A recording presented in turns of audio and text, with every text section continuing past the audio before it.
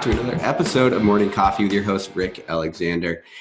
Today I'm speaking with Jeff Depatie, who is a former Canadian Special Forces member, and he's founder of the Special Forces Experience, which I had the pleasure of working as cadre on for their first go at this course this past year. And so, Jeff, thanks for being on. Yeah, no problem, Rick. It's a pleasure to talk again. It's been a while, and pleasure to be here. Totally. And it's been, for me, having been one of the cadre members, I think this will be a cool experience just because I have such real insight to it. And it's nothing we're talking about is like abstract, right? This is all things that you put together, you and Jess put together. And then we kind of brought a team around to further the goal. And from the standpoint of a cadre member and from what I've talked to for the people that went through it, it seems like the goal was met, like the goal was achieved of this first course. And so my question to you today is, what is the goal of this course? And then we'll get into where that's relevant for people in their lives. To me, it has many goals, many aims. I would say that the big one for people to kind of latch on to, though, is growth. Self-discovery, and moving to that next level of yourself, which, as you know, it takes so much work, right? We have to go back, looking into the past, look into the future. Where do we want to go? Shadow work, all of it. You know what I mean? So there's lots of goals, but yeah, I would say we call it a growth experience for men, and then we have our own kind of definition of what growth would be, but we don't spell it out for you. You know what I mean? Like all good journeys, you're the one who's discovering as you go. And that's kind of that one, as far as the individual candidate goes, I would say that's the goal. Yeah. Cool. So you have a way that you define growth. And then is that something that you keep close to you specifically that you don't? Do you want to talk about what your definition of growth is, or is it more important that people figure that out on the journey? Well, what I will say, what I kind of wrap it up in, obviously it's one of those words that, yeah, you got the Webster's dictionary version, and it doesn't really cover what we're talking about in terms of growth. So I'd say it like this, I guess, if I was to pull it out of the air, whether it's physical, mental, or spiritual, it's movement with a purpose and a direction to better yourself, for yourself, or the greater good. That's where I'll leave it open. You know what I mean? So what is physically good for you is maybe not physically good for me. What is mentally good for you might not be mentally good for me, and spiritually, and so on and so forth. Right. Mm-hmm. But it's that open-minded moving forward with a purpose, not just kind of like self-helpy, but with like an actual, I want to move in this direction. It could be a vision, right? Where it's not fully defined, but it's, that purposeful movement towards it. Yeah. So it's like you set an objective, which you do in the experience, right? And so they move toward that objective, and then they encounter all kinds of chaos along the way, essentially, right? Which is like a growth journey personified in a lot of ways. Yeah. So just to kind of define it for those who are not all read in on it. Yeah. It's like we've likened it to the hero's journey, or 4 phases of a military op, and we divide it up into 4 phases: phase 1, phase 2, phase 3, and phase 4. Phase 1 is where we figure out who's a good fit. Who do we want to surround ourselves with? Because as you know, Rick, it gets kind of intimate. And who will benefit from this type of experience? Because not everyone's truly growth minded, or their level of where they are in life might not be ready for this. So that's kind of the first stage. Plus, we got to make sure that they're mentally, psychologically, physically capable of even stepping into this arena, correct? Fit for sure. Then we go into kind of phase 2. Phase 2, they receive a folder from us. It's actually a box with some stuff in it. I'll leave that all undisclosed right now. But that's where they kind of start going to work on themselves. It's a bit of that self journey. They'll discover some psychological aspects of themselves, some spiritual aspects. They look into their relationships, their lives. They're supposed to comb through it. They're supposed to, that past, present, future on their own kind of work. Okay. Mm-hmm. Plus there's also preparatory stuff for phase 3, which we'll get into, which is kind of the meat and what which most people will think of when they think of this experience. You know, we got to make sure, like, police record checks. We got to make sure the doctors are willing to sign off on this, that they're not just gung-ho and it turns out, you know, so there's blood work and all that kind of stuff. So there's a whole bunch of stuff during that phase, which is no less than 3 months, because the way we set it up will close sales and allow them time before they show up this year, May 15th, or next serial 2, it'll be May 15th, 2020. Then we move into phase 3, where you're absolutely right. The way the 8 days is designed is that they cycle in and out of strife, whether it's emotional, physical, mental, and we're pushing those boundaries constantly over and over and over and over, right? You know, they face new adversity all the time. It's pretty relentless, as you can attest to. And along the way, we'll inject, because we're constantly towing that line between cadre and mentor, where we're delivering the program, but we're also watching, assessing, and like, okay, where are the proper nudges for this person at this time, right? Because we get to see their behavior in a really raw format. So we're kind of in that position. And then on the last phase, phase 4, after they leave, this is really where their real ROI is. This is where they've done some work on the front end. They've come and they've been tested to the max, you know, pushed into a whole new mindset, whether they quit or make it through.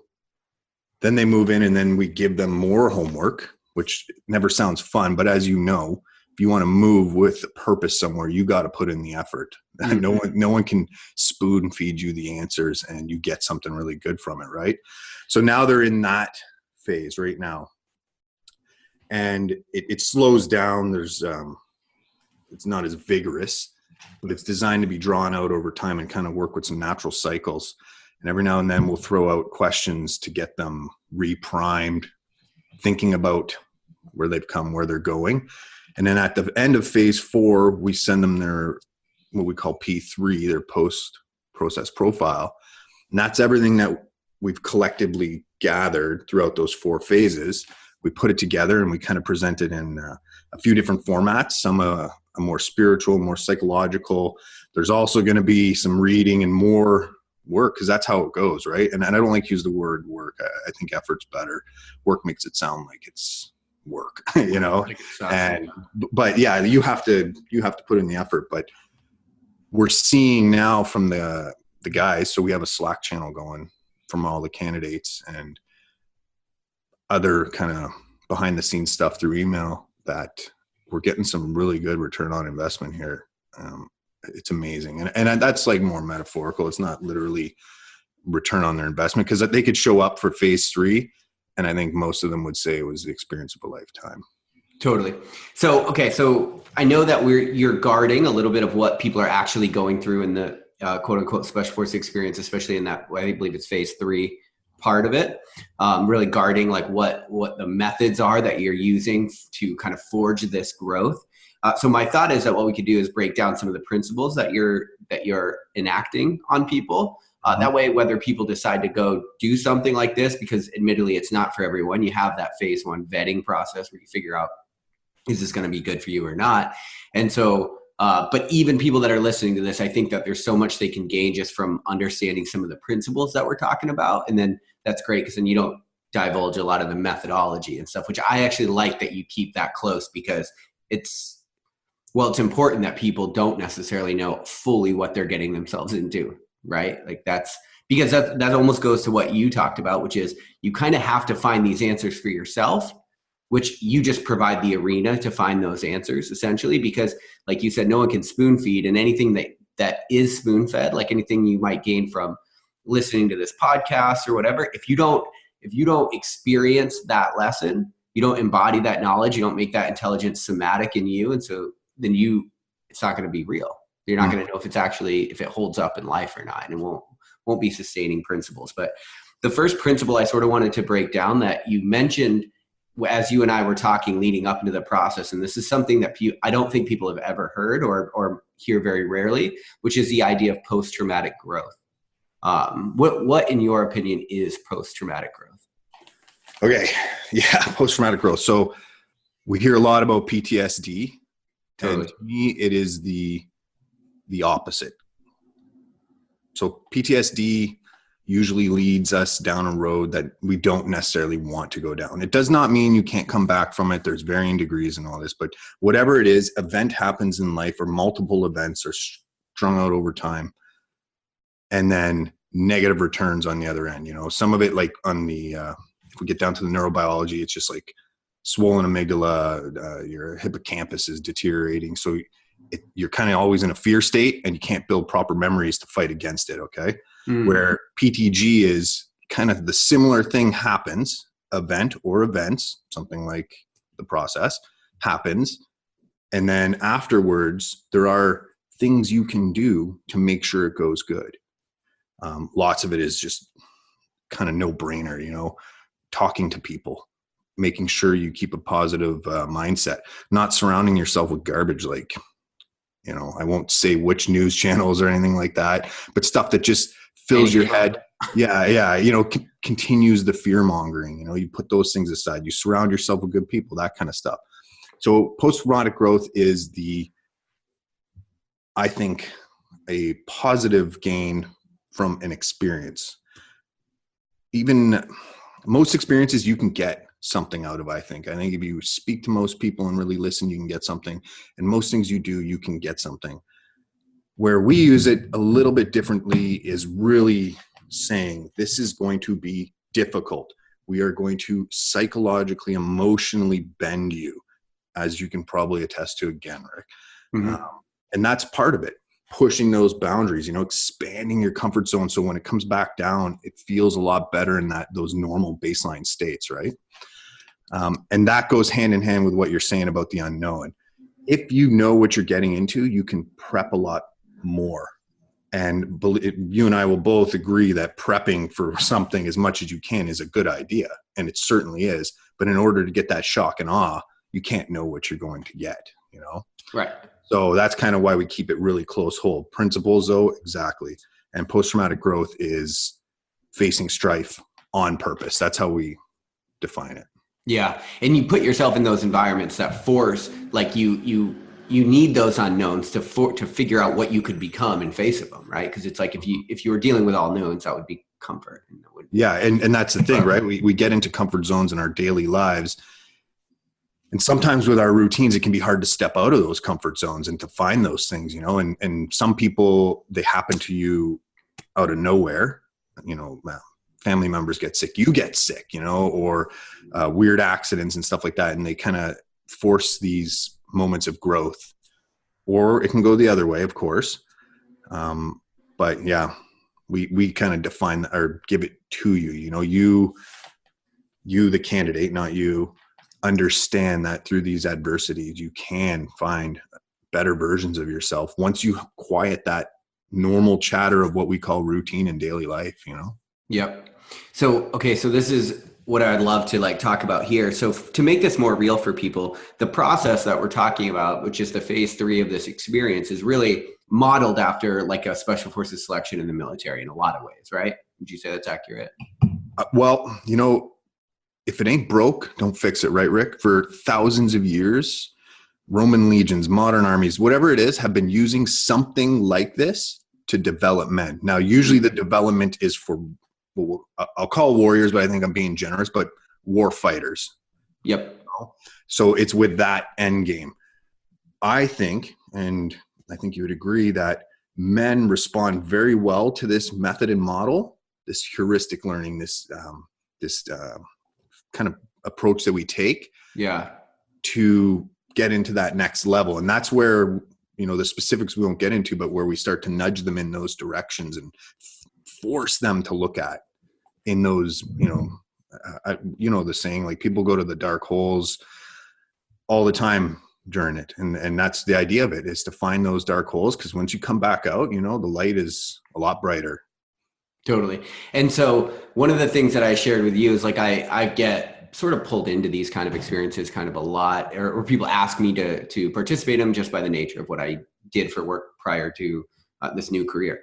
Mm-hmm. And so one of the things that really struck me about being part of your process, and this is something worth thinking about for people, is there are civilians going through it. So it's hard to replicate that environment anyway, just because there are certain constringent things. Like if you quit, you actually get to go back home. You don't go to like a shitty barracks room so there's certain things that aren't necessarily the same. But one of the things that I like is you enter into this arena where you are going to test yourself, figure out who you could become or what you could learn about yourself. Well, when you do that in the military, since I put, I guess, about 200 people every 8 weeks for 4 years through our like actual military special forces selection. One of the things that I found is it's a little bit of a crapshoot on whether you grow or not. So if you make it, then you do grow in a lot of ways because you are empowered and emboldened with your ability to make it through all these hard things. But the people that don't make it tend to really feel like a failure for a huge chunk of their lives after that. And it takes a lot of psychological reprogramming just for them to not feel like shit. One of the things I like about yours, I think growth has to be, in order to ensure that it happens, it's got to be a little bit guided, because that's why, like you said, like on the other side of something traumatic, it can either be depression or it could be growth, right? And so it is a bit of a crapshoot on how you're internally wired, on how you handle the things that you see and do and experience. And so what I like about yours, and what I think is necessary, is if you want to ensure that growth is the thing that you get from going through something traumatic, it's got to be calculated. It's got to be guided. And so you guys take a psychological and a physiological approach to bending people, but you're not looking for, well, you don't bend them so far that they break, it seems like, or there's something there that like allows them to grow from this experience, even if they do break. Is that accurate? Yeah.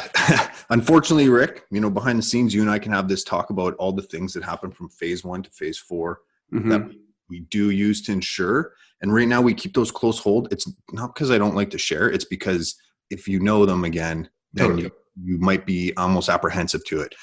It's interesting you talk about the quitting going one way or the other, and quitting specifically. I can't remember the saying, but it's something like, it's like amazing what you can become when you don't quit.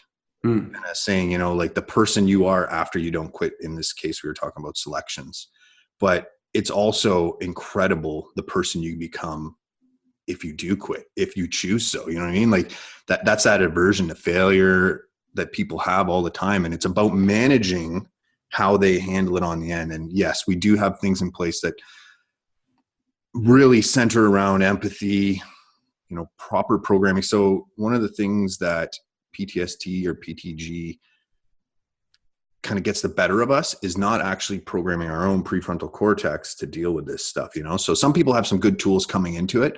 Plus, they're able to metabolize cortisols and things like that very well. But it's really afterwards, like what you choose to do, that story you tell yourself. If you tell yourself you're a loser, well, you're going to be a loser. You know what I mean? So we make sure we do our best that they don't do that. And we do have some, I think, really great tools. You've seen some of them, and everybody who goes through phase 3 gets to see it, whether they quit or fail. And that was one of those ones where we didn't know how it was going to go. That was a template we made. So we didn't know how it was going to go, and we're getting really good positive returns on it. So that was nice to see. Yeah. And what I like about it too is this idea that you almost get what you need, right? And so like you're saying, like there's a lot of lessons to be, I would say some of the baggage that I took from the military was, after going through a selection successfully, I feel like the culture is that you're taught to like look down on the people that don't make it. And so you like elevate yourself. And I think some of that is necessary, but some of it is just bullshit. And so you get this sort of, at least maybe this is just implied, so I don't want to say other people deal with this, but certainly what I had is like a very negative view of quitters. And then I'm looking around and I'm like, there's all kinds of times in life where you should fucking quit. Tons. Like there's all kinds of times where you should not continue doing what you're doing. And so reassess. Right. Yeah. It's like that. And that if you don't have that selecting mechanism for knowing when to quit, you end up a wrecking ball, right? You have one tool, like you end up being the hammer, and like, hope that everything in your life is a nail. Yeah. And to add to the complexity for what we're doing is, as for serial 1, we had a 19-year-old all the way up to a 55-year-old and everything in between. And we picked that to give a good diversity of men from different ages, but they all come with different tools and different baggage, different blocks, naturally, just by being different people. But all by being developmentally different. Someone who comes in at 19 probably has far less coping mechanisms than a solid functioning 55-year-old male. You know what I mean? Mm-hmm. So we have to, take all that stuff into account as well. That's why it's not really a one size fits all 100%. You know what I mean? Understanding those developmental stages in the brain, those kinds of things, life experience, environment, really come into play when we're doing that unpacking. And like you said, I kind of use the saying, sometimes it's about climbing the mountain, but sometimes it's about not climbing the mountain and realizing you can learn more by not doing it, Mm-hmm. which is tricky because we're always told, no, you get through, you get to the other end, you push, like not just in the SF world or the military world, but in kind of modern Western world as is. So you got to that's one of those things that we got to kind of scrape away a little bit at when we're dealing with these men, because most of us, that's how we view the world. Totally. So let me ask you this: as someone that's been successful in your arena, in your world, and made it through a selection yourself and done the job and done the things, how has your evolution been as far as your thinking on failing and quitting or turning around, and how's that journey been for you? If I look back to when I would have failures in my 20s, they were devastating. But again, I didn't have the same kind of tools. Luckily I had good support systems. People don't really consider the environment they're in during this. They kind of always put themselves in like this individualistic bubble. But, if you got good family you can lean on, or good friends, or even good social programs, knowing that you can lean on those and how to use them properly as a good back and forth. In my 20s, I didn't really know that. I had a good family, but, I was a 20-year-old dude. I was on my own trajectory here. Totally. And then as, you move up, I guess, as you develop more, or as I did, you start to get these tools and these realizations that help and enable you to learn through your failures along the way. Because trust me, I have failed. If that's the word, failed. I hate to be cliche, but it's only failure if you don't learn from it. And that's the truth, Yeah. And, that kind of is always hard to wrap your mind around, because I spent the better part of a decade with a no-fail unit. Right. As an option, right? But as you know, Rick, we program in failure in training so that we don't do it when we're on the mission, right? Yeah. And you can only avoid it so much, and then probably going to learn a lesson there. And now I look at it like putting failure into the candidates' lives constantly led to really great things for them. And like some of the words that come back are improved decisiveness, or the ability to think under pressure better, or reassess their leadership abilities. Again, it's a big array, a big spectrum, because these guys are different backgrounds, different ages, different purposes, different vectors in their lives. Yeah, totally. And so something that you said there, which is like, or something that I've been trying to do, which relates to what you said there, is really trying to integrate failure in my life as a value, like as something I truly, truly value happening. Because, there are situations, so it's like, we're humans, so we're complex. So there are situations where you're in a no-fail environment, and to have the tools on how to be solution-oriented in those environments, just by exposing yourself to every possible outcome, is super important, because that'll make you really successful in whatever you want to be successful. And like discerning, is this a no-fail environment? And then if so, like what are the tools that I need? Or just having that psychological hardwiring to look for those solutions, to figure out those answers.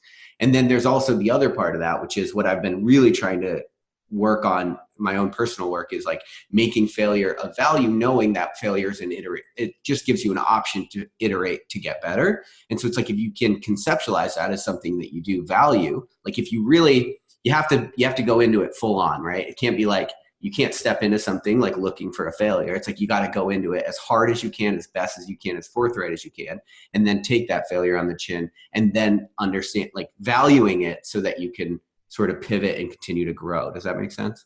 Yeah, I think at least for me, it helps just redefine the word failure, like literally redefine it, write it out better. So, or, put it in your head, store it away as part of your story, so that it doesn't have its traditional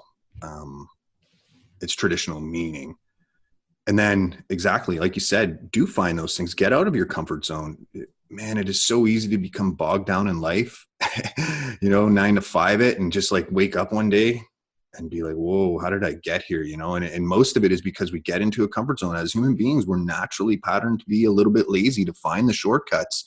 But at a certain point with the world where we have grocery stores and comfy beds and all that stuff, you kind of get caught in that comfy pattern and those lazy routines. And we don't always go outside of it and push those boundaries. And it can be small too, like it doesn't have to be always epic. It's like, go talk to a stranger and have a polite conversation or something. You know what I mean? Like it doesn't have to be super drastic. That's one of the things we put in phase 2 is 3 exercises, and we call it follow the fear, where you go and do something that you quote unquote fear, that pang in your stomach, those sympathetic nervous system kind of responses, and not like deep into the where your fight or flight fear, and not where your life is in danger, but where your body's reacting like it is, like some people it's public speaking or whatever. And we think that's super crucial, because the more you do that, the more you lean into it, the more you're willing to try new things. It helps open up your mind a bit, and then it gives you those resilience tools that are spoken about. They've been spoken about for thousands of years. They're in the Bible. They're everywhere. And Eastern philosophy, Western philosophy, people have known that those things, those adversities, those strifes, though they, when it rains, when it rains, you grow.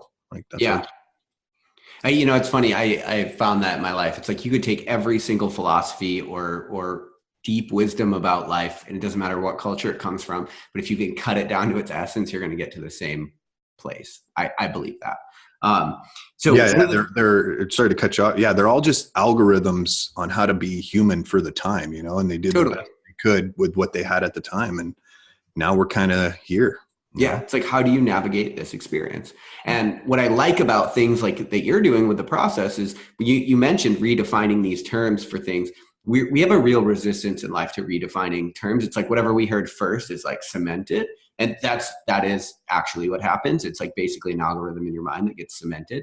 And so redefining these terms, you can do it, but it also, I do think it requires an arena. Like you have to live at your highest level of knowledge. And so it can't just be something that you know or think about, because then you're not engaging with the world. So it's like, you have to redefine these terms, and you got to find an arena where you can go out and you can, you can actually live up to that level of knowledge to like see how it feels and how you move in this new knowing. And I think it's super important in 2019, because we're not foraging and we're not out there like killing ourselves for food. And if you don't want to, you don't have to be uncomfortable. I think it's super important that except you will be at some point. That's the problem. And so I think that it's super valuable to have these arenas where you can test yourself. You can redefine certain concepts that are bouncing around your head. I think that's what growth is. It's you start thinking in a new way, and that happens as a catalyst of living in a new way. And I think that's so important, because then when you find yourself in these situations, like you mentioned at the beginning, when people get sick or your house burns down, or who fucking knows, there's malevolence and catastrophe around the corner at every moment in this life. And so finding these arenas like this, I think in the 21st century are just going to become more and more important as we become more and more risk averse and less able to deal with all of the terrible shit that happens to humans throughout their life. Yeah. And it's interesting how many of these are popping up right now for men, because, I think, on the tail end of like all the feminist movements and stuff like that, we found ourselves in this newly redefined world. Weird place. Where we have all these amazing tools for, like you said, hunter-gatherer life, tribal life, things like that. Like, that the urge to discover and adventure and seek problem-solving skills, all these things that we don't use in those contexts anymore. And that's part of what these are, like these metaphorical pathways that we create with the SFE. Totally. And, yeah, totally. And I think I naturally, and maybe you're the same way, I would venture to guess you are, but naturally, like the life the world that I grew up in, I was outside playing. Like I was out meeting, like I was out getting uncomfortable just in my own way, like growing up.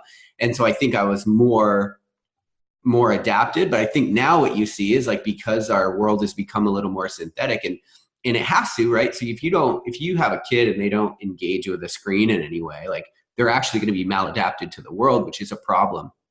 But then you grow up with this sort of like, now you have people that are like, you're either in my situation where you tend to look around and feel like you're a dying breed in some ways, especially if you haven't done the work to integrate, feel like really find your place, or you have the opposite, which is you're really adapted to a synthetic world, and then you get put into a raw experience and you're fucked. Yeah. Yeah. And like you said, it doesn't even have to be super dramatic. It doesn't have to be, it's just a little change up that people Totally dive headfirst into like depressions or anxiety. And it's not, like, not to get all kind of on tangents here. It's not really helped by our medical systems that kind of crutch with pills and things like that. You know what I mean? Like, yeah. And it's no surprise that suicide rates are rising in the West right now, which seems counterintuitive, right? Why is this? Like, we're relatively more peaceful right now. We have more access to food and stuff like that. So what's going on? And I think it's these things, these urges, these deep primal things that aren't being tested. And because they're not being tested, we kind of get a little bit soft on the other end. If that kind of makes sense, Rick.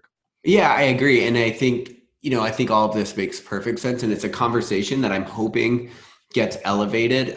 Just literally this past week, I lost a really good friend to PTSD. He took his own life.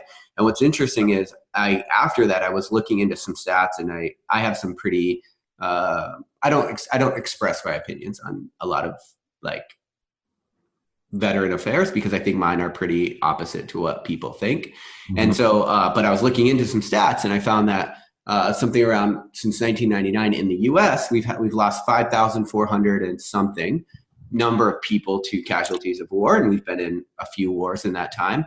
And since 1999, people that have taken their own life who served in the military is 128,000 something.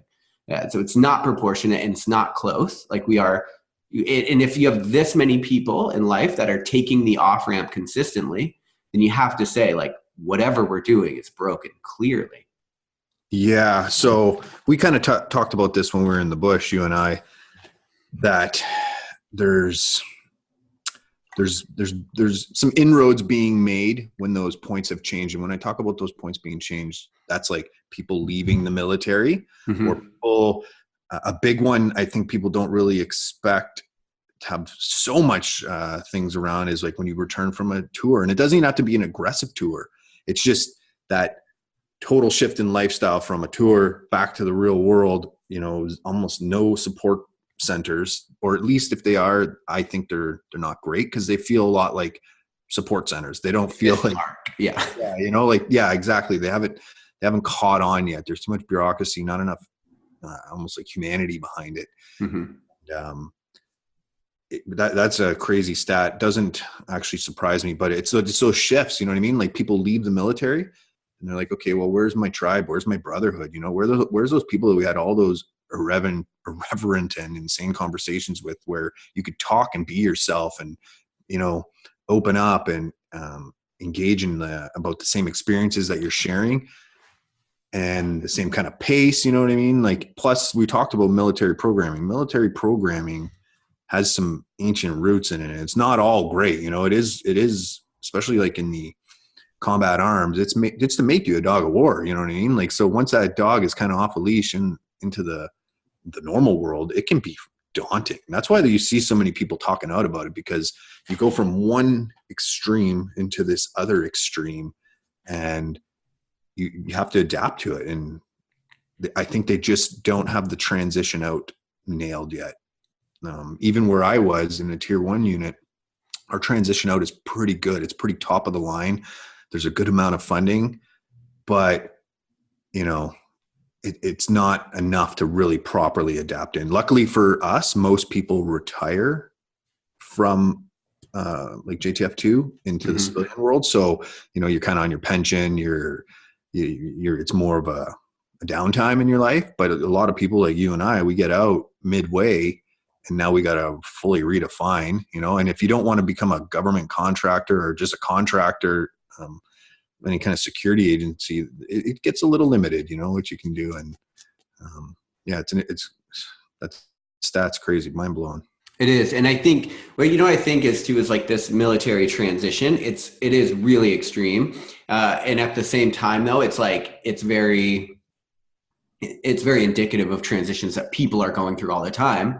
And so when you go through these transitions, I think you run into these very human problems. I mean, in the instance of the military, it's like what Dostoevsky referred to as like the ultimate moral transgression, which is to take someone else's life, and how that affects the psyche. And so in the military, that's what you're trained to do. And so it goes to show that dealing with that it's a very human issue, is what I'm getting at. And so when, like you said, you apply these bureaucratic structures, they don't fucking work at all. But that's actually, I think, what's going on with people just in general, is like they're looking for answers, and people are looking for blanket solutions from the government, from whatever structures built our society. And I think the answer is actually, it's a deeply human problem. And so it's very individualistic, and your value set is very individual to you. So I could give you answers, but they might not be your answers. And so you do have to, which brings us all the way back to the experience, which is you do have to put yourself in some arena to find your own answers, to like find your own way in this life. And anything else is going to be just a stand in place thing that gets you to the next place, but isn't going to be real. Yeah. So I'll touch on something that it's a derivative of a psychologist. His name was Lewin. He had a function. It was behavior as a function of personality and environment. Okay. And we've redefined it. We've turned it into P plus E equals B. And that's personality plus environment equals behavior. Okay. And personality is all those things, right up from genetic traits to measurable traits. A lot of them are like psychometrics and stuff like that. Like characteristics, predilections. Exactly. Think Big Five, MBTI, all those kinds of things. Now, they do kind of fall over into behavior a little bit, but a lot of them are linked to genetic traits.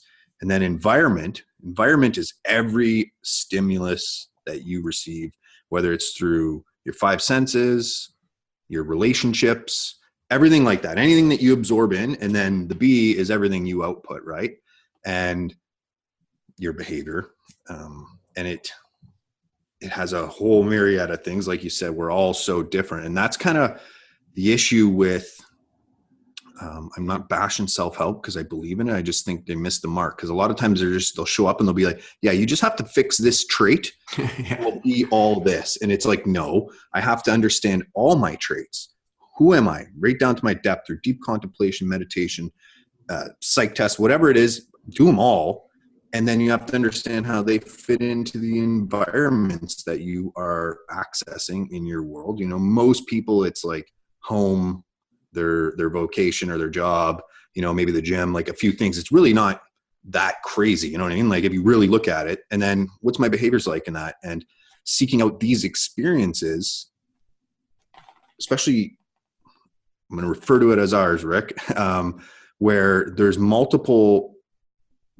We're at an exciting time because we have so many years of good research behind us that we have quick access to, and so many good minds within our cadre that all bring a different view and different behavior patterns and stuff like that. We do have similarities, and then we put these people through that experience, that arena that you're talking about, that we define, that can be malleable around them. You know what I mean?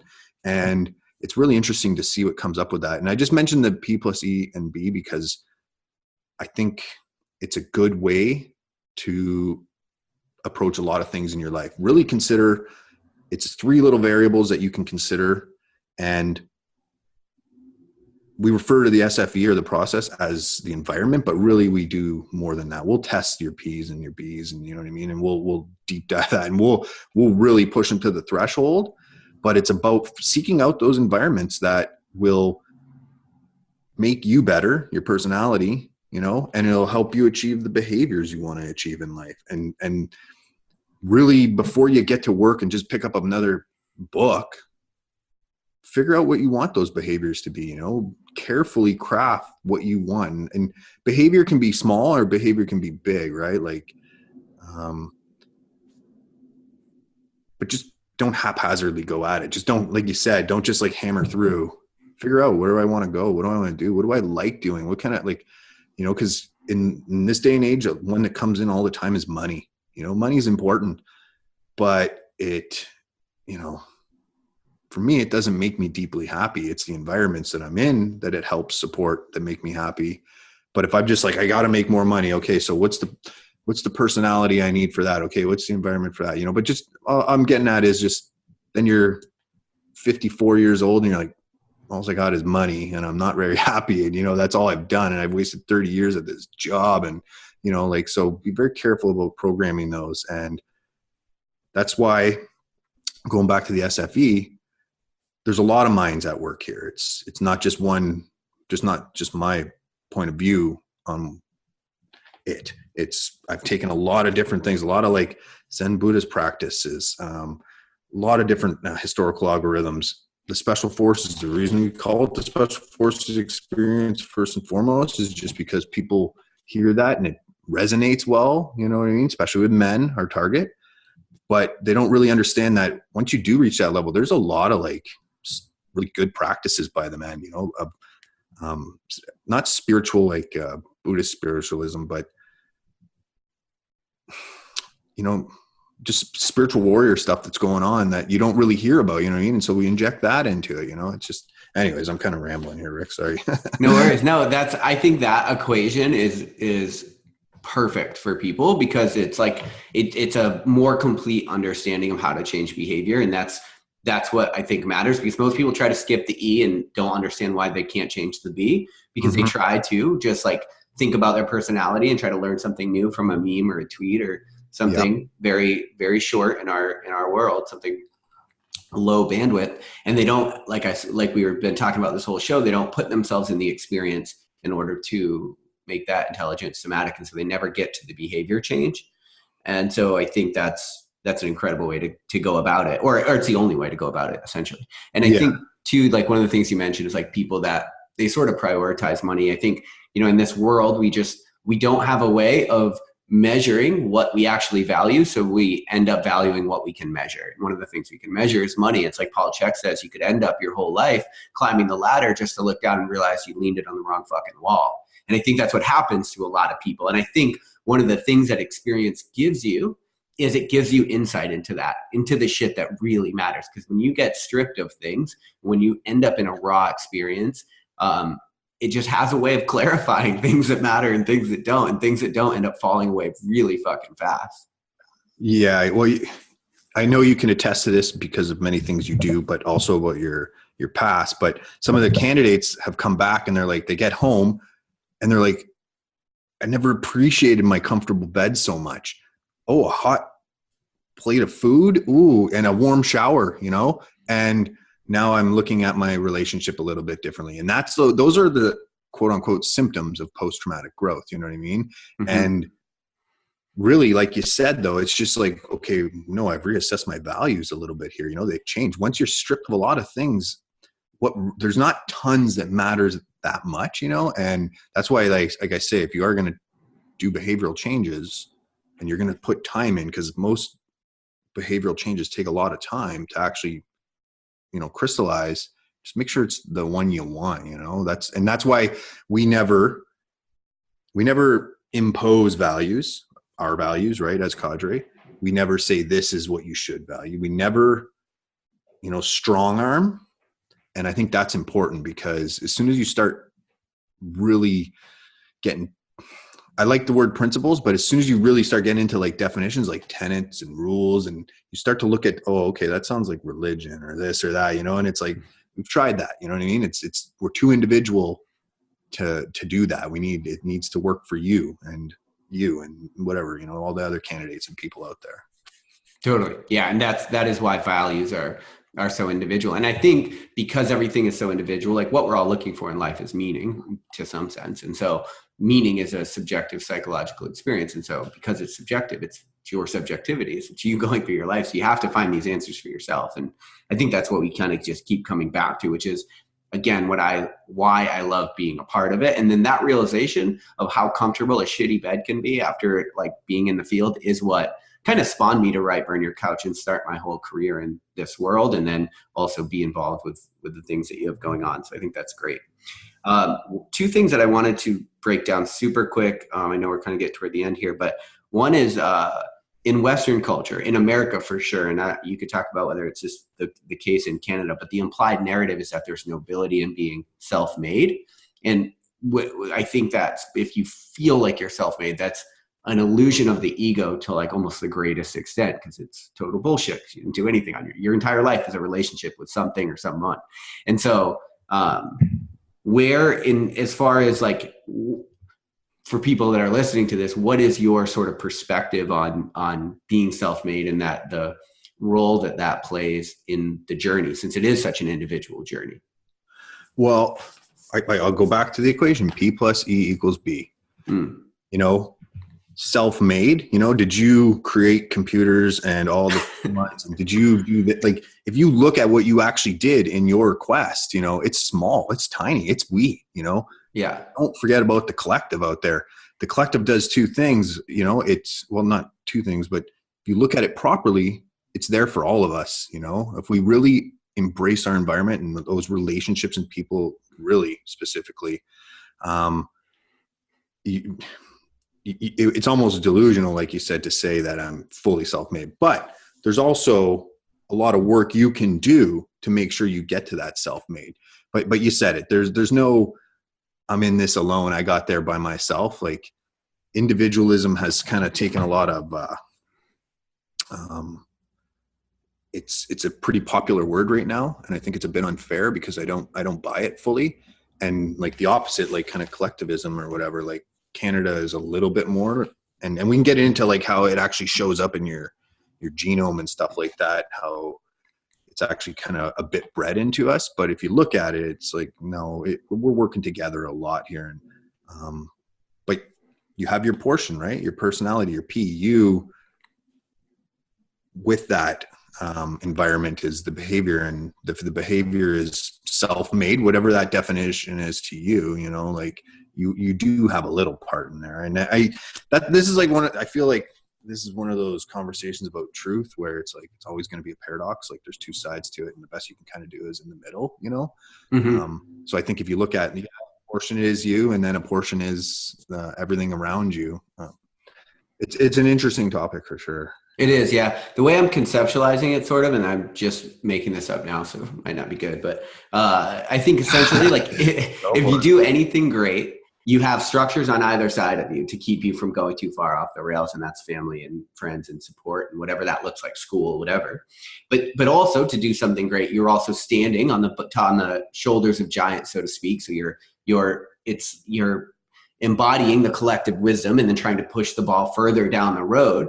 And so with all those structures, be them as they may, it's still your work to do. You still got to be the one that bounces off the structure and climbs and does the work to push the ball. And I think that's. Well, yeah, exactly. You need that, as you're saying, walls and structure, like the box to break out of the box. If there's no box to break out of, you're not breaking out and being the next level, right? Yeah, it's like I said, I think it's like one of those debates of truth where you have to do the work, but it's also the collective and nature and everything around us, the cosmos, the universe, you know what I mean? Like, it's an interesting thing. Yeah, I won't go down the political route, Rick. I agree with you, though. Totally. Okay. Right on. All right. And then the last thing that I wanted to get to real fast is you mentioned that part of this process is in having the candidates face things that they're afraid of. And what I think is interesting is, by facing something that you're afraid of, what I found in my own life is that you find that it's not nearly what you thought it was. It's not nearly as scary as you thought it was. It's not imposing as you thought it was. It's actually the fear that begets fear. And so the more you don't face it, the more that fear wall sort of grows around whatever you're scared of. And then you end up, it's like what I'm starting to realize is like built into the human experience is this idea that well, we just live very scared existences, right? We're very like afraid of shit, it seems like. And so our lives end up not a reflection, not an authentic expression of what we want them to be. They end up whatever they look like as we navigate fear and move around everything we're scared of. And so we end up getting boxed into a much smaller existence. And so is that part of why you build this fear idea? Or what is the idea behind building this facing your fear into the course? Well, that's a complex one. I did a paper for a biology project in high school once about how fear, the response, the physiological response, is actually probably arguably the greatest tool we have to get us to where we are right now as the dominant being on earth. Now we're just finally in a society, in the modern age, we're at a point where we can now we have those tools.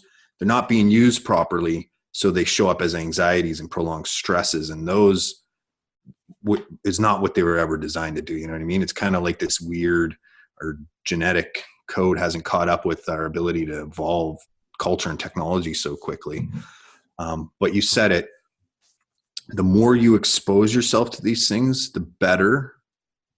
I'm going to argue even that genes, literally just like in epigenetics, are turned on that actually help you cope with it better. And your brain, not just your mind, but your brain actually becomes better at dealing with them.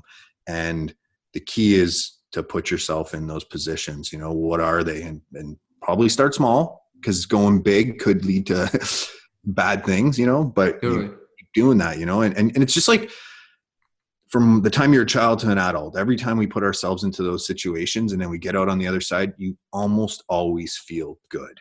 The fantasy of fear is way worse than experiencing it. Getting those adrenaline dumps before you go into something is always worse than that something. You know what I mean? Yeah, exactly. And then I think the carrot on the end of the stick for you is that you actually get to live a much more free existence, a free life, like you. Yeah, you don't get crippled by it. Right. Because depression, those are real things. And if you kind of go unchecked, let them be unchecked, that's where it'll lead to. So yeah, we use that to its full potential for the SFV as much as we can. I remember watching the candidates get on the bus. They didn't know I was watching them. And in my head, I'm like, man, these are some brave dudes, because I'm the one who interviews them. I'm the one who tells them what they're getting into. And I can tell you this, I don't tell them what they're getting into. You know what I mean? It's more like, it's kind of like very vague at best. You know what I mean? But so I let them fill in the blanks. When you fill in the unknown without things from your own mind, it is always going to be worse. It's always fear. Yeah. You know what I mean? Like, yeah, I can't make you as scared as your own mind, or live in that fear state like your own mind can. So we use that to our advantage for sure. Totally. And yeah, I think if you just think about where you are now and where you want to be in life, the thing that you have to figure out to solve that problem, to actually get there, is what you're afraid of that's in the middle of those two things. And so I think, yeah, like practicing and developing and turning on the genes that are associated with helping you cope with those things is only going to improve your life. Yeah. And when you said it, like when you said if you do facilitated things, the beauty of those is it can do that. And then it can also help you do some shadow work. And it can also, in our case, we do behavioral analysis, and you know what I mean? And the more you can pack into those experiences, the better it is, and yeah, okay, that's a little bit of just like kind of shameless plug here, but that's the truth. When you don't have the time to actually sit back, plan them out super in depth, it takes a little bit of an ego check, I think, sometimes, to be like, you know what, I'm going to trust this person to make me better. That's hard. Not a lot of people are used to the mentor-mentee kind of relationship, or really, it doesn't have to be that dramatic, but just those facilitated events. I know there was a time where I was super apprehensive about them, and now I don't do them all the time or anything like that. But I see the deep value in them now. Yeah. And I do think that the ego, the big secret of the ego, is that it is a false bravado for what the scared little kid that's actually operating the thing, or behind it. So, okay. So you just mentioned that we kind of gone all through all this stuff, talking about the course and stuff. And as I understand it, registration is now open for people that want to apply. Yes, for 2020. So what happens? You have to apply, you're screened, you're accepted or not. I won't get into the vigors of that right now. And then we're going to accept 30 people for May 15th, 2020. Yeah. Okay. Check it out at the specialforcesexperience.com or Special Forces Experience on Instagram. And head on down the rabbit hole. Yeah, definitely. And so we will, I love that expression.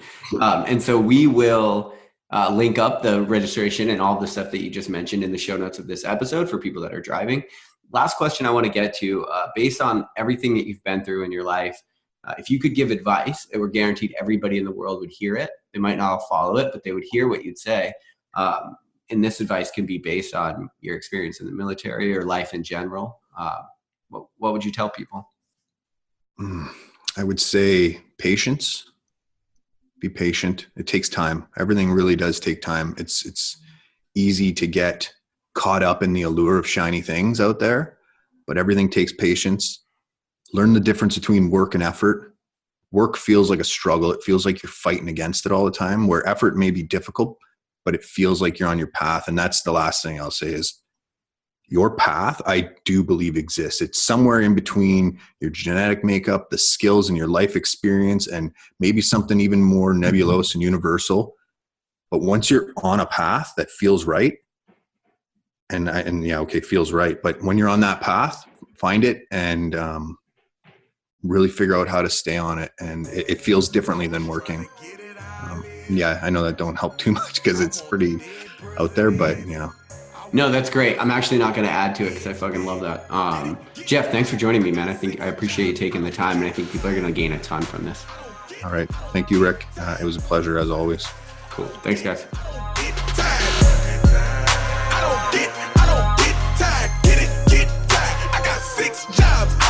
Full-time father, full-time artist. Ex-guard, he said grind harder, learn from every time you ever fail. If it never failed, just grind smarter. Iron sharpen, you the dag on they hindquarters and they all acting. Rap game, I'm a pallbearer. Kill made, get a call after. First look, it was all laughter. Kevin Gates, no small matter, made men believe when they didn't believe. Dive in the crowd, no safety holders. Got in the booth, no safety on it. Aiming, I shoot for the stars. Got the award, I ain't win no awards. Only meaning one thing, don't get tired, I go hard. I was trying to get it how I live. I want them dead presidents. I wanna pull up, head spin. Get it, get fly. I got 6 jobs, I don't get tired. I don't get tired. I don't get tired.